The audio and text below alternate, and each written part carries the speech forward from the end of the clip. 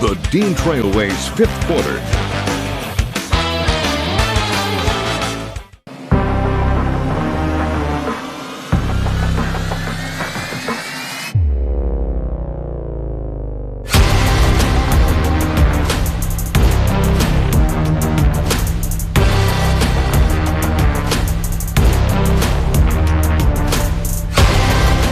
Just had a hot night tonight. Our guys were pretty much hitting everything, and we're advancing.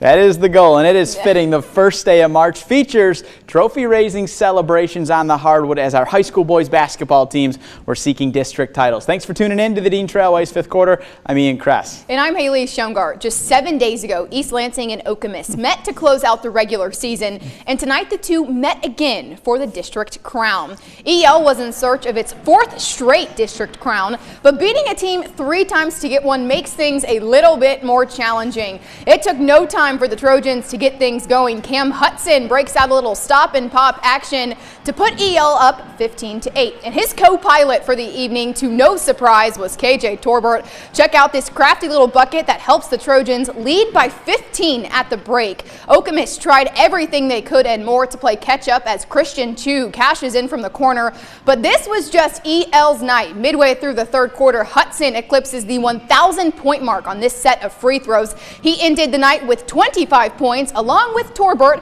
who would just not be denied. EL captures the district title by the score of 66-47 the final, and this one just means a little bit more. Okemos is our rival, so anytime we can beat them and do it in that type of fashion, it's really important to us, and I think we're really proud of ourselves tonight. We know the talent that we have coming through the school every year, and the district is just one little goal we have every year, and we try to achieve. Man, that was a great win for our team, but you got to give a shout out to Okemos, man. Coach Wants is a great coach. Those kids play hard. We just had a hot night tonight. Our guys were pretty much hitting everything, and we're advancing. Well, if you were looking for drama, this is the game for you. CAAC Blue foes Waverly and DeWitt faced off at Grand Ledge. The Panthers led by 3 at halftime and kept adding to it in the third. Zach Nevison drops a dime to Matt Hoon, and it's 3 points the old-fashioned way for DeWitt, who led by as much as 9. Then Deontay Pfeiffer went into his bag of tricks. The senior with a little hop, skip, and a do gets the bucket and the whistle. He finished with a team-high 16 points. The Warriors would take a 1-point lead into the fourth quarter thanks to steals and scores like this from Kavandre Pena. The two teams continue to go back and forth in the fourth quarter. In the corner, Luke Hanselman hits the 3 and gives the lead back to DeWitt. Pfeiffer would make some key free throws late. Then he made a clutch pass to Derek Thomas II as Waverly takes a 3-point lead in the final seconds. DeWitt had a chance to tie at the buzzer, and it's no good. Waverly wins a thriller 45-42 and claims its first district title since 2013. It's not like winning the district, that says, because this says that you get to advance. And so that's the goal, to win and advance. These guys did a great job. We got out to a slow start, but they just stayed with it, kept plugging away.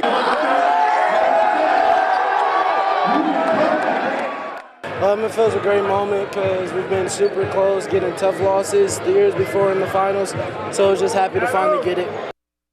So there were other districts across the area where conference foes were meeting in the district title game tonight, like the matchup at Bellevue High School. That's right, CMAC foes Fowler and Portland St. Patrick squared off for the trophy. For more on this game, we bring in the third member of our team, Tyler Dreesinga. Hey, Tyler.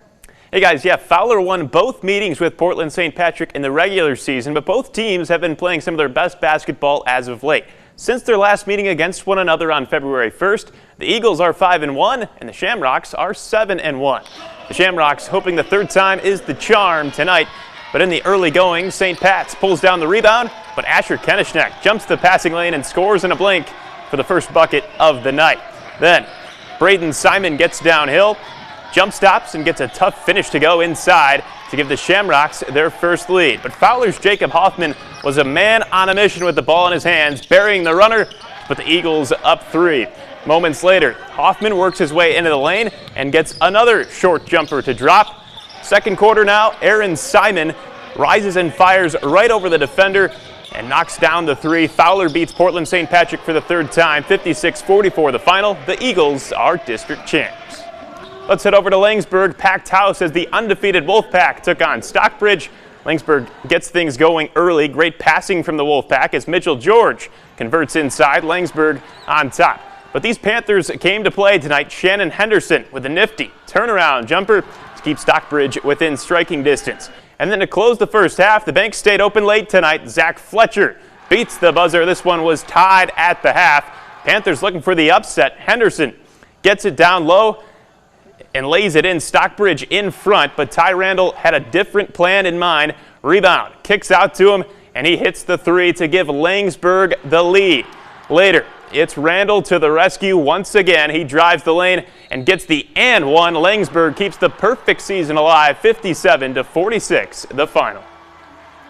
All right, well, over at Potterville, Pewamo Westphalia was taking on Maple Valley, and the Pirates were playing this game without leading scorer Grady Eklund, who was out due to illness. And early on, the Pirates found their groove offensively as Trevor Spitzley gets fancy with the lay-in. Maple Valley, though, would show off its slick moves. A little later, Tegan McDonald throws up a few pump fakes at the defense and ties up the game. Down low was the place to be on the court. The Pirates feed sophomore Trent Piggott in the paint, and PW starts to find its groove. Then the Pirates test out the deep ball. Reese Thalen hits nothing but net to extend the lead. Pewamo Westphalia goes on to win 59-42 to claim the district title and will take on North Muskegon in the regional semis.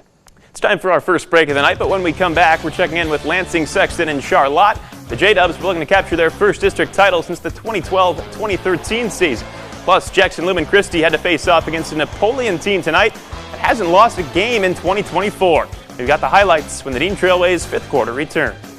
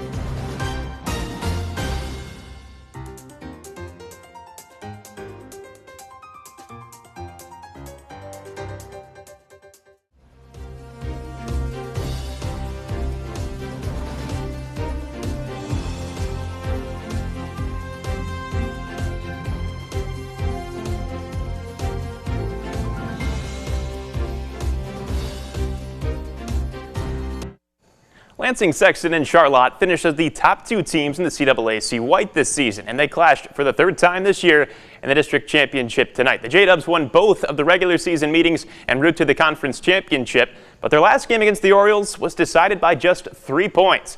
Charlotte coach Tom Fleming has announced this will be his last year, so the Orioles would love to win him another district title. Cutler Brandt was doing all he could to make that happen. This 3 put the Orioles up 7 in the 3rd quarter. Sexton has an answer. Keyshawn Somerville pulls up from way downtown and knocks it through. Then under 5 seconds to go in the quarter, it's Brandt burying the corner 3 off the baseline out of bounds. Orioles were up 7 going into the 4th, but the J-Dubs storm back. Devon Hodges-Smith with a head of steam gets the hoop and the harm to cap an 8-0 run to put Sexton back in front, and they were hyped up, but Brandt would not be denied tonight. He glides to the rim for an and one of his own to put Charlotte back in front. Brandt finished with 35 points as the Orioles pull away to win their 2nd straight district title, 61-49.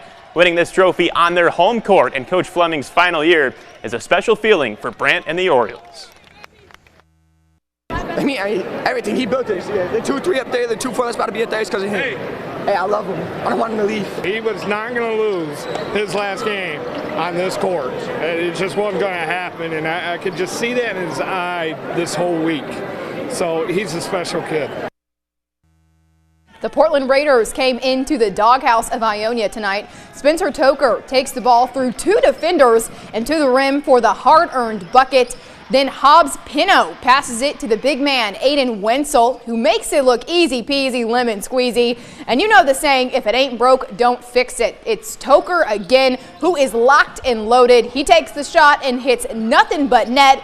And Ionia flexed their roster depth too. Travis Tucker Jr. fights Colt Piercefield, and he nails a triple. The Bulldogs tear down the Raiders 51-43. A big win for a season that has come with some turbulence. You know, it's been a tough year. We've lost a lot of close ball games. Haven't had the record we've had the past couple of years.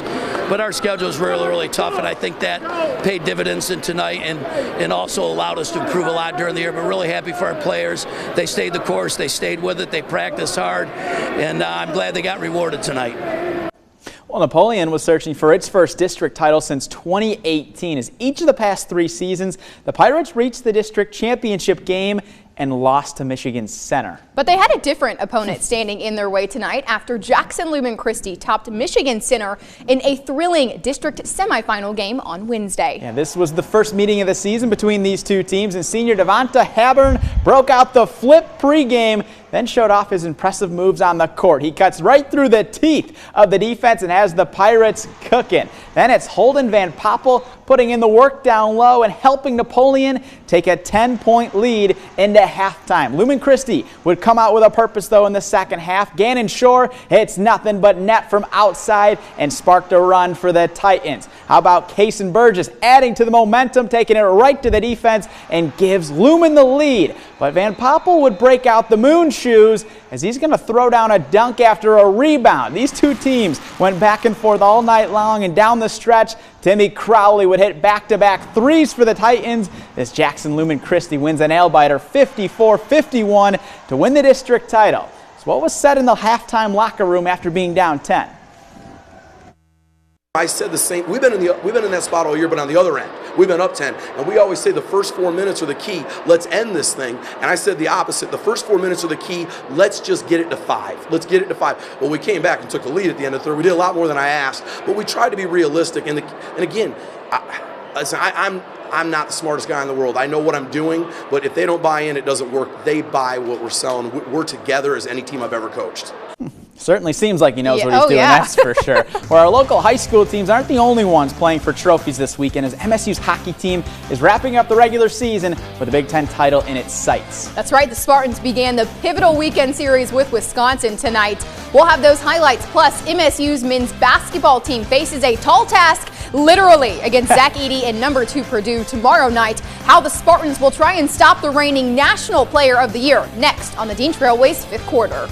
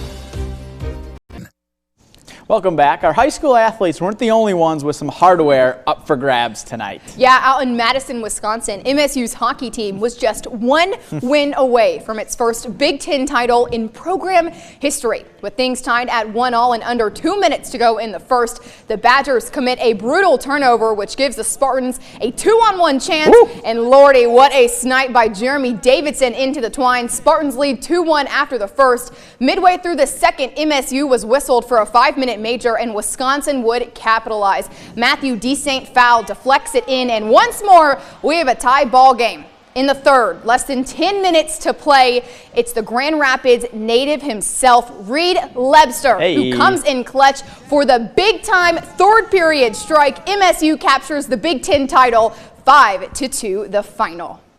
Meanwhile, the Michigan State men's basketball team left tonight for tomorrow's game at Mackey Arena against number 2 Purdue. The Spartans will have a tall task trying to end their 2-game losing streak. 7'4" senior Zach Edey averages nearly 24 points per game this season for the Boilermakers, and he's had plenty of success against the Spartans in his career. Last year, he scored 32 points in East Lansing and then went off for a career-high 38 in the game against MSU in West Lafayette. So how does Tom Izzo hope to slow down the reigning National Player of the Year? Yeah, well, if I was smart, I'd call Jonathan Smith and see if I could get a couple linebackers in defensive. I mean, you've never seen a guy 300 pounds that's 7'4", that has a 10.5-inch wingspan. I mean, it's not fair to see him on TV because when you're standing on the court and looking at him, he looks so much bigger. The game is at 8 o'clock tomorrow, and that was a part of our conversation with Izzo for the coaches show tomorrow. We also feature the gymnastics team. Yeah, and speaking of gymnastics, they beat New Hampshire tonight by 2 points. And like I always say, that's like beating someone in basketball by like 50. So another day, another win for them. There you go. Thanks for tuning in. We'll see you later.